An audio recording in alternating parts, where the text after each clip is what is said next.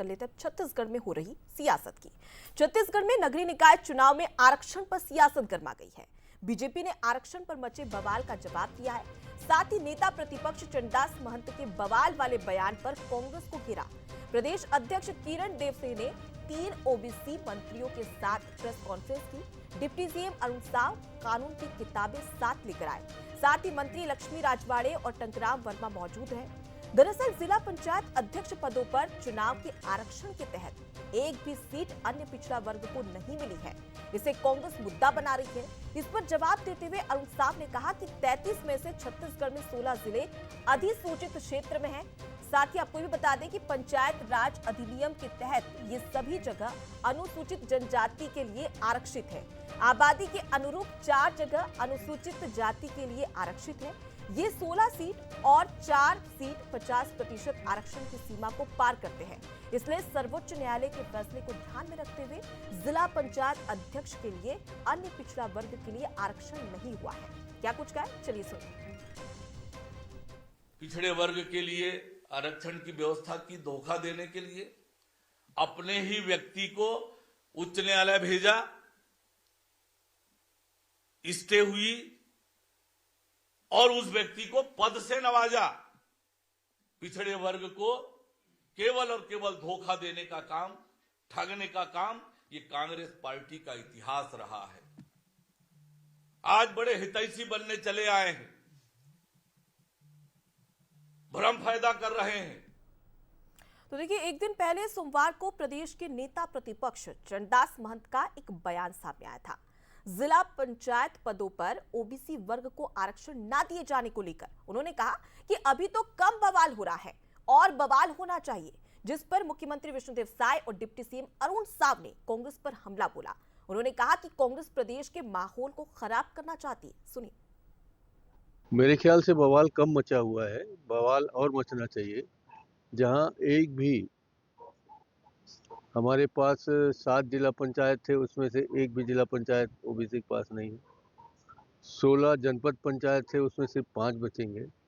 और बस्तर और सरगुजा और इसी तरीके से जितने भी आदिवासी जिले हैं, वहाँ एक भी पंच ओबीसी का नहीं होगा। देखिए कि ये लोग जबरदस्ती राजनीति कर रहे हैं, जबकि उनको भी मालूम है कि ये सब माननीय उच्चतम न्यायालय के आदेशानुसार हो रहा है। अगर हम लोग हम लोग जो यहाँ पर पिछड़ा वर्ग कल्याण परिषद का गठन करके बहुत अच्छे से हम लोग उस दिशा में काम कर रहे हैं। इतना अच्छा शायद अन्य प्रदेशों में हुआ भी नहीं है। और यहाँ पर जैसे मैदानी क्षेत्र में उनका आरक्षण बढ़ रहा है और जो मतलब 50% अनारक्षित सीट है उसमें वही लोग आएंगे चुन के। लेकिन चूंकि कांग्रेस को कोई मुद्दा है नहीं, उनके पास लोगों को भरवाना है, लेकिन जनता जानती है वास्तविकता। जैसे इन्होंने किया, बलौदा बाजार में किया, सूरजपुर में किया, दामाखेड़ा में किया, जगह जगह पर किया। और हम बार बार ये कह रहे हैं कि राज्य में कानून व्यवस्था को खराब करने का नियत कांग्रेस की है। अभी फिर कह रहे हैं कि बवाल होना चाहिए। प्रदेश की कानून व्यवस्था को चोट पहुंचाने की नियत, प्रदेश में भ्रम फैलाने की नियत, लोगों को भड़काने की नियत। चलिए अब इसी खबर पर ज्यादा जानकारी ले लेते हैं। हमारे साथ में संवाददाता शिखर दिवांगन जुड़ चुके हैं। शिखर, आरक्षण को लेकर छत्तीसगढ़ में ऐसा नहीं कि पहली बार सियासत हो रही है, इससे पहले भी कई बार सियासत देखने को मिली, लेकिन नेता प्रतिपक्ष का यह बयान कि अभी तो सिर्फ बवाल हुआ है और बवाल होना चाहिए, क्या ये सियासी और सियासत को और ज्यादा हवा देगा?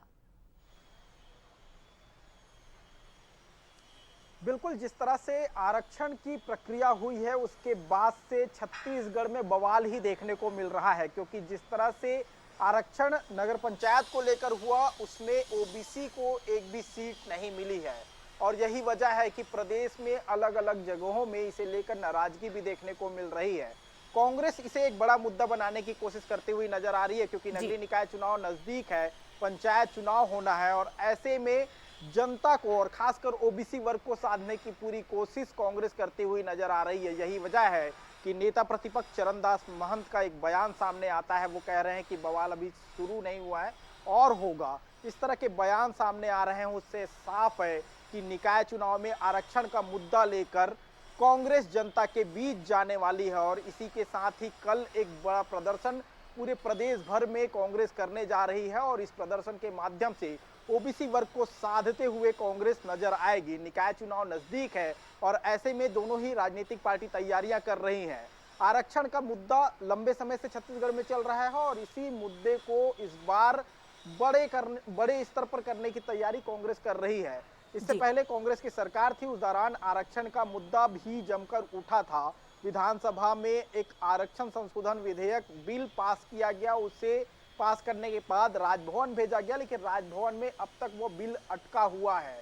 ऐसे में उस तमाम मुद्दों को लेकर कांग्रेस सड़क पर लड़ाई लड़ती हुई नजर आएगी और ओबीसी वर्ग के मुद्दे को उठाने की पूरी कोशिश बिल्कुल शिखर, तो कहीं ना कहीं नेता प्रतिपक्ष का ये बयान एक तरीके से ये कहा जा सकता है कि ओबीसी वर्ग को साधने का एक स्टंट हो सकता है। बहरहाल आपका बहुत शुक्रिया तमाम जानकारी हम तक पहुंचाने के लिए।